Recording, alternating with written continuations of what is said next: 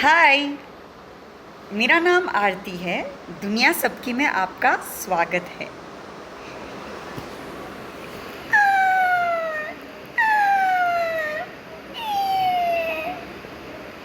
आज मैं बच्चे की तरह बात क्यों कर रही हूँ?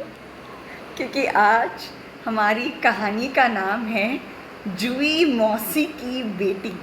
क्या आपके घर में या पड़ोस में या आपके कोई दोस्त के घर में या आपके भाई बहन के यहाँ कोई छोटा सा बच्चा है, बहुत छोटा सा बच्चा जो शायद कुछ महीनों का ही हो? आज की कहानी ऐसे एक बच्चे के बारे में है और दूसरी एक लड़की के बारे में है। ठीक है, कैसे आप चित्र में देख सकते हैं, ब्लू फ्रॉक, नीली फ्रॉक में छोटा सा बच्चा और दूसरी भी एक लड़की है। उस लड़की के बारे में जानते हैं। क्या वो चित्र में खुश लग रही है उस बच्चे से? नहीं ना। आइए पढ़ते हैं ये कहानी, जुई मौसी की बेटी। इसे लिखा है माधुरी पुरांद्रे ने और चित्र भी बनाया है माधुरी पुरांद्रे जी ने। माधुरी पुरांद्रे जो है वो पुणे में रहती है और बहुत अच्छी किताबें लिखती भी है और चित्र भी बनाती है और अनुवाद किया है। अक्सर वो मराठी में लिखती है और उसे अब हिंदी में अनुवाद किया है मनोहर मोतानी जी ने। अन्नू, उठो उठो, सुस्त राम, अन्नू की माँ ने आवाज़ दी। सोने दो ना। अन्नू बुदबुदाई। ठीक है, तो फिर मैं अकेली ही जाती हूँ मौसी की बिटिया को देखने, माँ बोली। हाँ, बस फिर क्या था? अन्नू झट से उठ बैठी। बिटिया? क्या वो नन्ही नन्ही बच्ची है, गुड़िया जैसी? रुको, मैं भी चलूँगी। अन्नू चुटकी में तैयार हो गई क्योंकि अन्नू को छोटे बच्चों को देखना बहुत अच्छा लगता है। अपना दूध भी वो गट गट गट गट गट गट गट पी गई बिना किसी ना नुकुर के। और तो और माँ ने जब उसे बाल काटे तो वह रोई भी नहीं, वरना अक्सर रोती है। पर आज के दिन उसे बिटिया को देखना था ना, तो वो किसी भी बात में उसने कोई नखरा नहीं किया। मौसी के घर में घुसते ही अन्नू चिल्लाई, गुड़िया कहाँ है मौसी? होठों पर उंगली रखकर जुई मौसी बोली, धीरे, गुड़िया सो रही है। सो रही है? बड़ी बेकार है। अन्नू उदास हो चली। अन्नू को अपने पास खींचकर माँ बोली, अन्नू, गुड़िया अभी बहुत छोटी है, तुम्हें उसे तंग नहीं करना चाहिए। दीदी हो ना तुम उसकी। दीदी? यह सुनकर अन्नू को बड़ा अच्छा लगा, लेकिन गुड़िया सोती क्यों है? तभी उसके कानों में एक बारीक सी की आवाज़ पड़ी। लो, जाग गई। यह बोलते बोलते मौसी ने गुड़िया को माँ के हवाले किए। मुझे दीजिए, मैं गुड़िया को अपनी गोदी में ले लूँगी, अन्नू बोली। नहीं अन्नू, तुम अभी बहुत छोटी हो, गुड़िया को संभाल नहीं पाओगी, माँ बोली। पर मैं तो उसकी दीदी हूँ ना, अन्नू ने मचलते हुए कहा। आपने कभी उठाया है छोटे से बच्चे को? उनके छोटे पैर को देखे हैं और उनके गाल एकदम सॉफ्ट रहते हैं, लेकिन माँ की गोदी में गुड़िया क्यों? मैं भी माँ की गोदी में बैठना चाहती हूँ, मन ही मन अन्नू ने सोचा। माँ बोली, अन्नू दूर रहो, गुड़िया को तंग नहीं करो। देखो कितनी छोटी सी है गुड़िया। क्या देख रहे हो चित्र में? उसे कपड़े में ढका हुआ है और एकदम छोटी सी गुड़िया है। और गुड़िया थी कि करके आसमान सिर पर उठाए जा रही थी। अरे मौसी बोली, लगता है इसने अपनी चड्डी गंदी कर डाली है। उन्होंने गुड़िया को पोंछा पाछा और उसकी चड्डी बदल दी। अब गुड़िया जो है ही करके हंसने लगी। अन्नू कहाँ है? ओह, अन्नू वहाँ बाजू में बैठी है, गुस्से में लग रही है। अन्नू को बड़ा गुस्सा आया। बोंदू, चड्डी में भी कोई चींची करते हैं।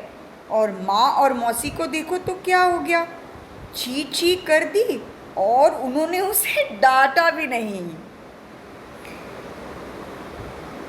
मैं कभी गलती से भी अपनी चड्डी में सूसू कर दूं तो माँ मुझे गुस्से से देखने लगती है, पर देखो तो सही, डांटना तो दूर, उल्टी गुड़िया को बड़ा लाड किए जा रही है। घर लौटने दो, बाबा को बताऊंगी कि माँ कितनी खराब है। अन्नू को बड़ा गुस्सा आया क्योंकि उस छोटी सी बच्ची को बहुत प्यार मिल रहा था और शायद अन्नू को इस बात की जलन हो रही थी। चलो माँ, घर चलते हैं, अन्नू ने पैर पटकते हुए कहा। क्यों अन्नू, गुड़िया अच्छी नहीं लगी तुम्हें? मौसी ने पूछा। छी, अन्नू बोली, बोंदू लड़की चड्डी में चींची करती है, बात भी नहीं करती, खेलती भी नहीं। मुझे आपकी गुड़िया अच्छी नहीं लगी। आप अपने लिए ऐसी बुद्धू लड़की क्यों लेके आई हो? अन्नू भी तो बच्ची ही है ना। तो अन्नू ने एकदम गुस्से में कह दिया और माँ को बहुत हंसी आ गई और मासी को भी। घर वापस जाते ही समय अन्नू ने माँ से पूछा, माँ, मैं इतनी सी गुड़िया कब बनूंगी? तुम फिर से छोटी गुड़िया नहीं बनोगी, माँ ने जवाब दिया। अब तो बस तुम बड़ी और बड़ी होती जाओगी। मैं बड़ी नहीं होना चाहती, मैं छोटी बनना चाहती हूँ और तुम्हारी गोदी में सोना चाहती हूँ। दूध भी मैं चम्मच से पीना चाहती हूँ और फिर बाबा के कंधे पर बैठकर बाहर घूमने जाना चाहती हूँ। और रास्ते भर अन्नू ने ही कुछ कुछ बुड़ करती रही। शायद अन्नू को अपनी बचपन याद आ गई और जो प्यार उस गुड़िया को मिल रहा था उसे देखकर अन्नू को भी वही प्यार चाहिए था। इसीलिए अन्नू चाहती थी कि वो भी छोटी बच्ची रही। अब देखते घर जाकर अन्नू क्या करती है। अगले दिन माँ बोली, अन्नू, तुम्हारे छोटे कपड़े, खिलौने और तुम्हारे ये पालन क्या हम जुई मौसी की गुड़िया को दे दी? क्या बोलेगी अन्नू, हाँ कि ना?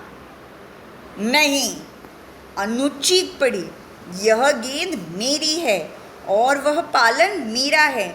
ठीक है, तो फिर ये छोटे वाले कपड़े दे दे, बहुत छोटे हो गए हैं, माँ ने कहा। नहीं, अन्नू फिर से चिल्लाई, मैं इन्हें अभी अभी पहनूंगी। सो माँ ने वह छोटा फ्रॉक अन्नू को पहना दिया। फिर उन्होंने छोटे छोटे बच्चों की चुटकी टोपी भी उसके सिर पर रख दी। देखो, अन्नू ने उसके छोटे बच्चे वाले कपड़े पहने हैं। अभी उसे बहुत छोटे हैं वो कपड़े। देखो कैसे खेल रही है। अन्नू घर भर में घुटनों के बले रेंगती रही, अपने सिर पर अपनी गेंद को संभाले जोर जोर से चिल्लाती रही, दही ले लो, ताज़ा दही। हाँ, अन्नू बच्चे बनने का नाटक कर रही है। झुनझुना बजा बजा कर वह खट खट खट खट शोर करती रही। अन्नू अपने पालने में चढ़ बैठी। अपने झूले में लेट लेट वह अपना अंगूठा चूसने चाहती थी, पर वह क्या, पालने में तो वह समाई ही नहीं। अभी अन्नू के पैर बड़े, हाथ बड़े और अन्नू बच्चे जैसे ऐसे कर कर बैठी थी, पर वो पालन कितना छोटा था। अन्नू तो अभी बड़ी हो गई हो, 6 साल की हो गई है, तो वो बिल्कुल संभाल नहीं पाई पालन में। उस तरफ उसके पैर बाहर लटक रहे थे और इस तरफ वह अपनी बाहें सीधी नहीं रख पा रही थी और उसके छुटकू तंग सा फ्रॉक भी अब उसे चुभने लगा। अनु परेशान हो गई। उसकी बिल्कुल भी मज़ा उसे नहीं आ रहा था। अन्नू अपनी माँ से बोली, माँ क्यों ना हम ये फ्रॉक, टोपी और ये झूला ये सब के सब मौसी की बेटी को दे दे। सब? फिर तुम क्या करोगी? माँ ने पूछा। माँ मैं तो अब दीदी हो गई हूँ, है ना? एक बार तो आप दीदी बन जाए तो फिर आप छोटे कपड़े थोड़ी पहन सकते हो और न पालन में सो सकते हो। अरे ऐसा क्या? मुझे तो पता ही नहीं था। मंद मंद मुस्कुराते हुए माँ बोली। अन्नू ने अपने कपड़े पहने और माँ से कहा, माँ गुड़िया को बोलना ये सारी चीज़ें उसकी दीदी ने दी है, ऐसा बोलोगी ना?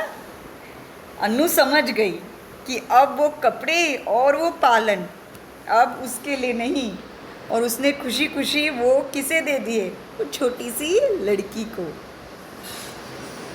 कितनी बार हम देखते हैं कि हमारे बड़ी बहन या बड़े कपड़े के बहन या भाई के कपड़े हम पहनते हैं, या फिर अगर हम बड़े हैं या आप बड़े हैं तो अपने कपड़े बच्चों को देते हैं, पर मन नहीं लगता पहले शुरुआत में देना। वही कहानी है। और फिर अंत में कैसे अन्नू ने बात मान ली और उसे लगा कि मैं ज़िम्मेदार हूँ, मैं बड़ी बहन हूँ, तो क्यों ना ये कपड़े मैं बेबी को दे दूँ।